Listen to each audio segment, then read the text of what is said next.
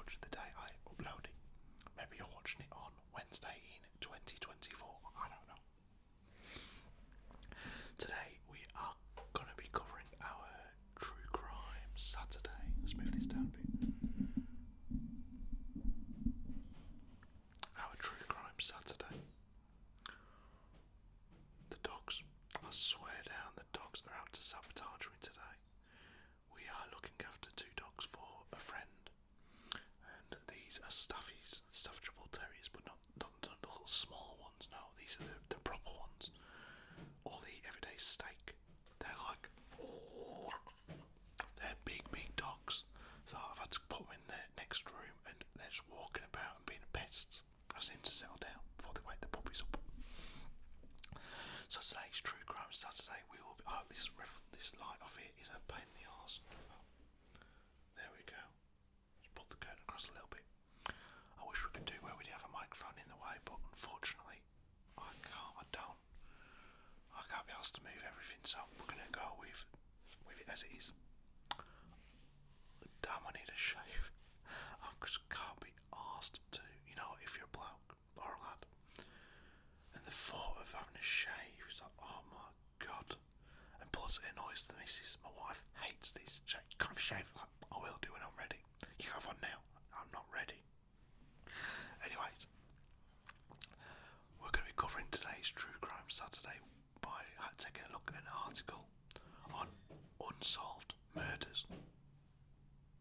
There's about to be a murder in there in a minute, them two bloody dogs. We're going to be looking at unsolved murders. I think these are all based in England. I might be wrong, but I'm pretty sure they are. So the first one, the headline is, Who Put Bella Down the Witch Elm?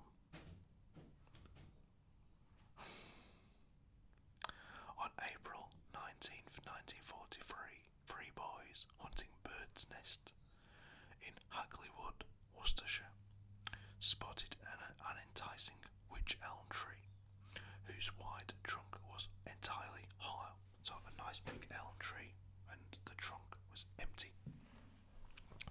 One boy climbed in and looked down through a knot hole and screamed as he saw an almost decomposed skull with some hair attached and human teeth. That doesn't sound very nice. Investigators later found most of the skeleton, a wedding ring and a shoe, and in the skull's mouth they found crumpled taffeta cloth.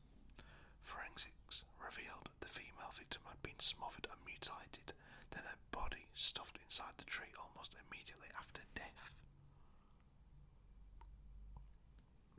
The woman became known as Bella after, in 1944, someone scribbled on a wall in Birmingham, Who put Bella down the witch elm? Wow.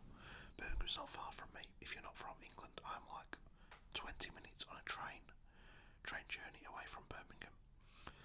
Interesting story about Birmingham and my family. So, I'm not from the area. I'm from up north. Sorry. And I met my wife 12 years ago. And before my wife was born, her mum, who's obviously from this area, used to go to Birmingham every weekend. Right, I'm gonna string that dog up. Oh my god, I'm joking. I hate animal cruelty. She used to go to Birmingham every weekend, and one weekend she thought, no, I don't want to go. I don't know why. She just decided this one weekend out of however many not to go. And that weekend, the club she'd normally go to was bombed by the IRA. Them very naughty people from Ireland. And this last couple of weeks, the trial actually went to court, and I think the men were sent to prison for it or something or other. But yeah, if she'd gone that weekend, I'd never met my wife because she wouldn't have been born. How crazy is that? Alright, anyway, one theory suggested witches sacrificed Bella in a satanic ritual. One of her arms had been left 13 pieces.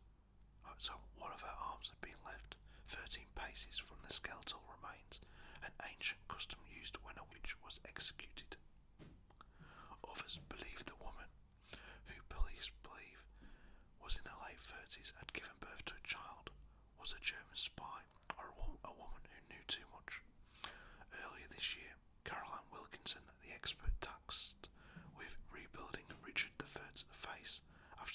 girl's remains were found under a Leicester car park, recreated Bella's features using photos of the skull, which incredibly police admitted they have lost. But it hasn't helped identify the woman or solve the macabre killing, which is still one of Britain's greatest murder mysteries. Crazy. Next.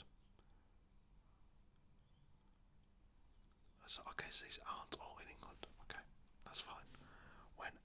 The Oakland County child killer. When 11-year-old Timothy King disappeared during the Oakland County child killings, his mother made a public plea for the killer to release him so she could give him his favourite meal, Kentucky Fried Chicken. He was the final confirmed victim of the child murderer who terrified residents of Oakland County, Michigan for 13 months during 1976-77.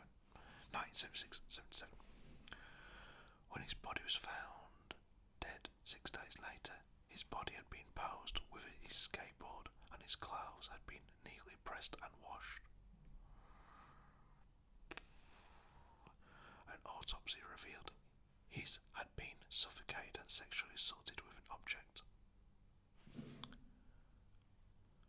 And his last meal was fried chicken. Fucking hell. The serial killer is believed to have abducted and killed 4 or more children, 2 girls and 2 boys, but despite the biggest manhunt in US history, he was never identified and the case remains unsolved.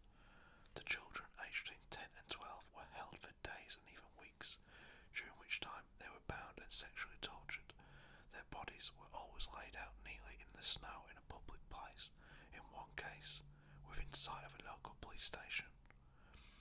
Suspects have included known paedophiles, serial killer John Wayne Gacy, and the author of a handwritten letter received by police claiming he was a sadomasochistic slave and his master had committed the murders. If this is distressing anyone, I do apologise. Maybe this isn't your idea of ASMR. If you're new to the channel, I do apologise. I just find this sort of thing really interesting, and I had to share what I find interesting with yourselves. Next, we have Susie Lampew, I think. On July 28th, 1986, 25-year-old estate agent Susie Lampew went to show a man she believed to be called Mr. Kipper around a property in Fulham, West London, and was never seen again. Mysteriously, after she was reported missing, police found her white Ford Fiesta parked outside another property for sale, 1.5 miles away from her appointment. Searches of the vehicle showed that her ignition key was missing, but her purse was left behind. Since then, the Met Police have chased up dozens of leads and conducted DNA tests on 800 unidentified bodies in an attempt to solve the case and identify Susie, who is officially declared dead in 1994, but have continued to draw a blank. I'll lose my rag now. The thing is, I can't bring them in here because they're such noisy buggers, they'll just snore.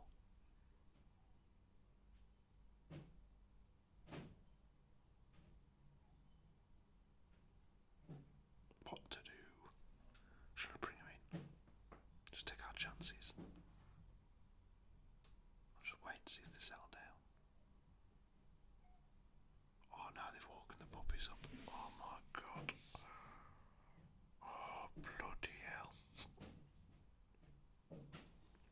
Right, I'm going to bring him in here. That's it, done with. Okay. Right, that's solved the issue. I've let him out the back for a bit. We'll try and get this done in the next 10 minutes and then it won't be too bad. Right, so, continue to draw a blank. Last month, there appeared to be a breakthrough after a cold case review. Detectives started digging up the former home of the mother of one of the first suspects to be questioned, convicted murderer John Cannon. They were probing a theory that Susie's body was put in an inspection pit in the garage before filling it with concrete. Fucking hell. But after 2 weeks searching the house in Sutton Coldfield, Birmingham, it all happens in Birmingham, DL, they announced that all evidence was recovered. Next, the monster of 1960s up to 1985, year I was born. Someone murdered at least 16 people in and around the Italian city of Florence. Il Monstro, as Italians called him, always using the same modus operandi for his killings, targeting loved-up couples who were out alone, shooting them at close range with a .22 caliber Beretta. Chillingly, he would then mutilate the sexual organs of the female victim with a sharp knife, and even cut off body parts of their bodies and take it away as souvenirs. Police believe he may have also stalked some victims prior to the murders and taunted their families after. One particular heinous crime happened June 6, 1981, when the bodies of 30-year-old Giovanni Foggi and his fiancée, 21-year-old Carmela Di Nuccio, were found near their car, close to a local lover's lane. They had been stabbed repeatedly. After they were both dead, the murderer had pulled Di Nuccio's body approximately 30 feet from the car and carefully removed her reproductive organs with a serrated knife. The near-surgical precision with which her genitals were cut from the victim's body suggested the killer had a medical background. Police initially arrested ambulance driver and secret voyeur Enzo Spelletti, whose car had been parked near the scene of the crime, but a new murder while he was awaiting trial led police to believe they had arrested the wrong man. Since the detectives have invested more than 100,000 people, but the identity of the monster of Florence remains a mystery. Bloody hell. The torso in the Thames. Adam was the name given by detectives to the boy whose headless body was found floating in the River Thames in London, September 2001. Genetic tests on the boy, who was found with his head and limbs removed and wearing only a pair of orange shorts, revealed that he was aged between 4 and 7 and came from the Yoruba Plateau in Nigeria. The boy's arms, legs and they've really typed this up really correctly. The boy's arms, legs and head, they put leads and lead, I don't know, legs and head had been expertly cut off, and police believe he was the victim of a gruesome West African religious sacrifice to river goddess Ocean, intended to bring good luck. Right now the dogs are crying. Now they want to come in. This is too much. Right, I'm back in a sec, guys. Right, we can finish now. Further analysis of stomach content and bone chemistry show the child could not have been brought up in London, with detectives believing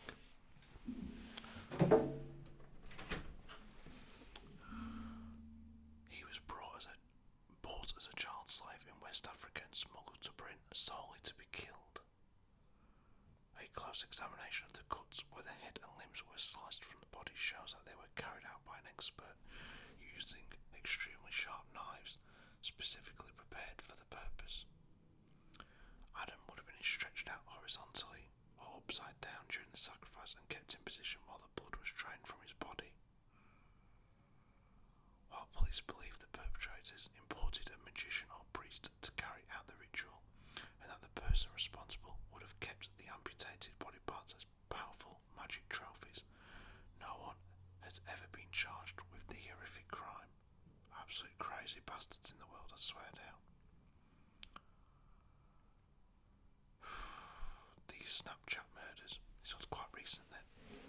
Schoolgirls Liberty, or Libby, German, age 14, and her 13-year-old friend Abigail Williams managed to photograph, then record the voice of their killer before they died, February 13th, 2017. Yet over a year after the double homicide in the Delphi, Indiana, a tiny community of over a few of them 3,000 residents, the case remains unsolved. Following a sleepover at Libby's home, the best friends were hiking along the Monon-Hugh Bridge Trail, using Snapchat to take photos and selfies, when they noticed a heavy-set man walking along the railway tracks behind them.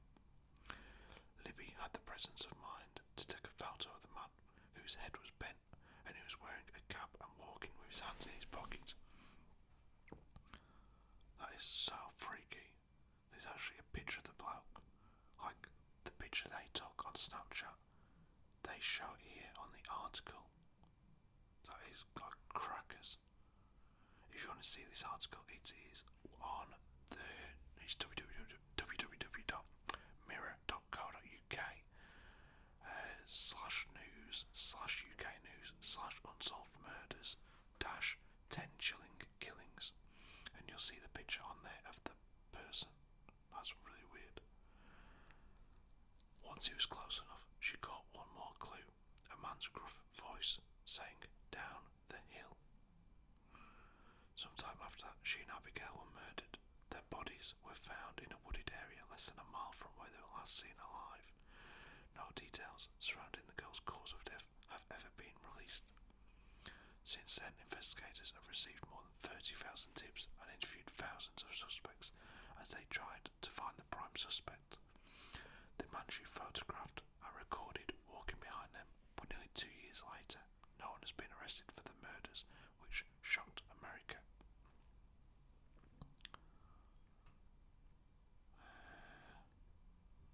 Next, we have, bear with me, the Black Dahlia, which we're actually going to cover in a proper video one of the days. Let's go through it quickly here.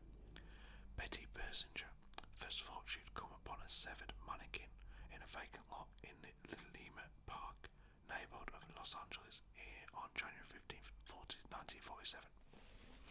In fact, it was the dismembered body of a woman whose body had been completely drained of blood and washed, and her face slashed from mouth to ear. Chillingly, her body had been dissected at the waist, and in the upper and lower parts placed a foot away from each other. The corpse had been posed with the hands placed above the head, the elbows bent, and the legs spread, while the woman's intestines were tucked under her buttocks. After police were called, the body was identified as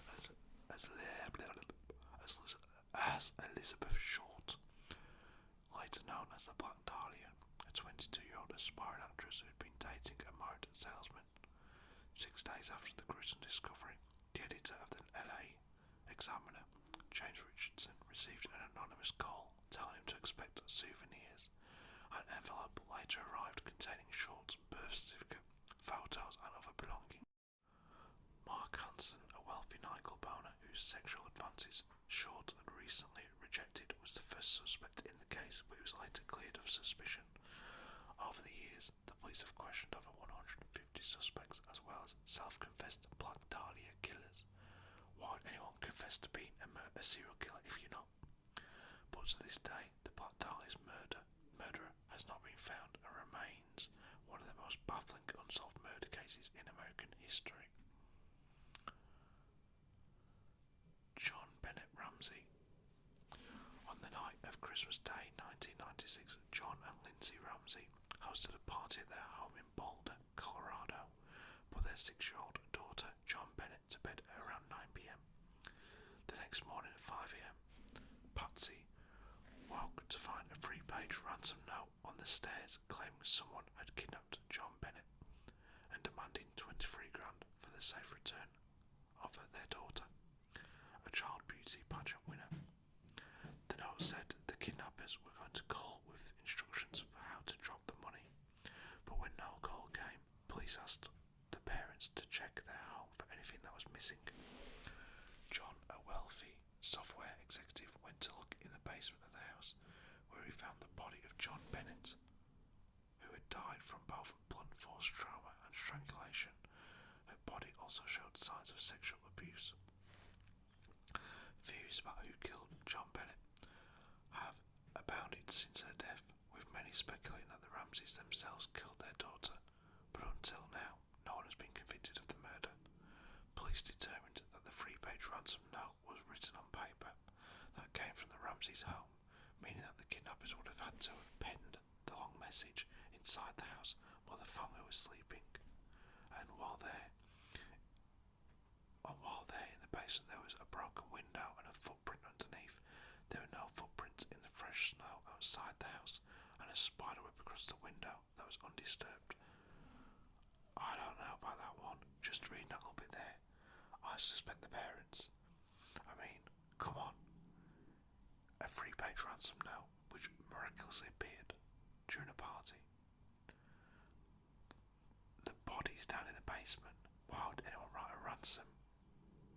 Why would anyone write a free page ransom note if they've already killed someone and left the body there? Makes no sense.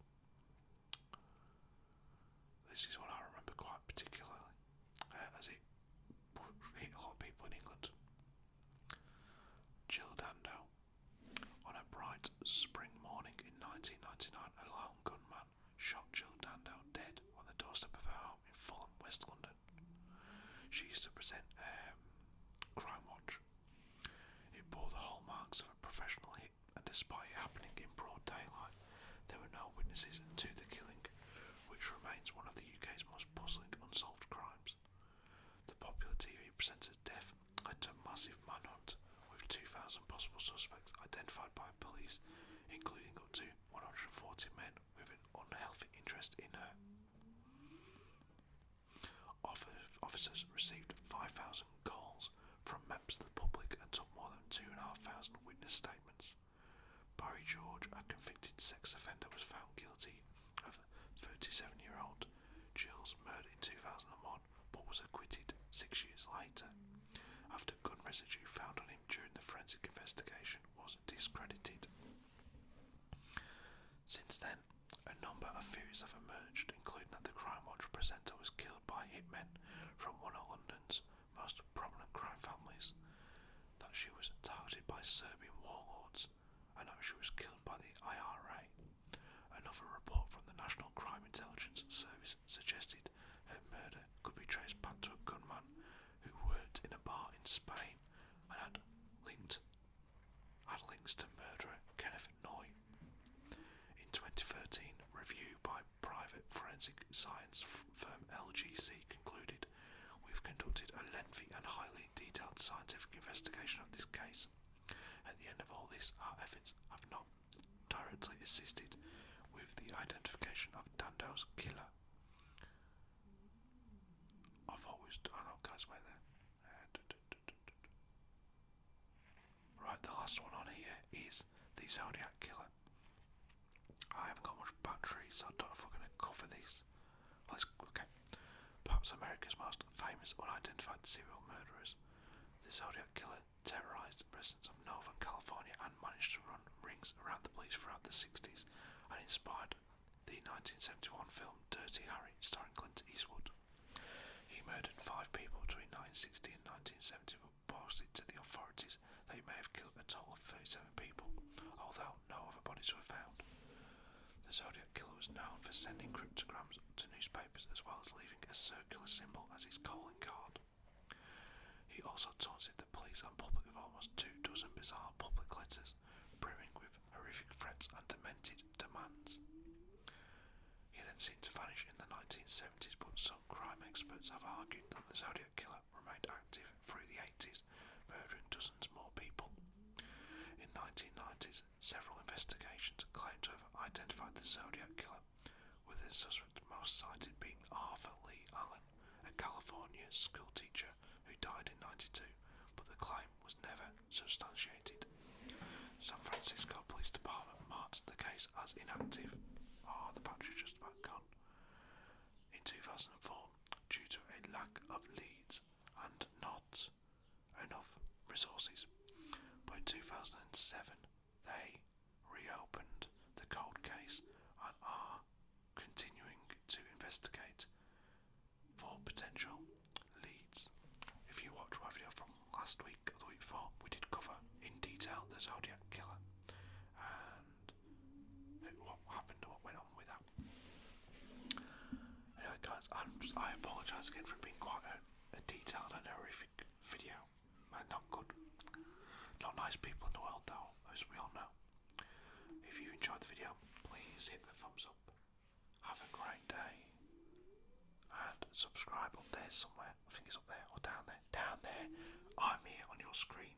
down there is the sub button. Hit that, and we'll continue bringing more quality ASMR videos to you every week. Have a great day. Take care.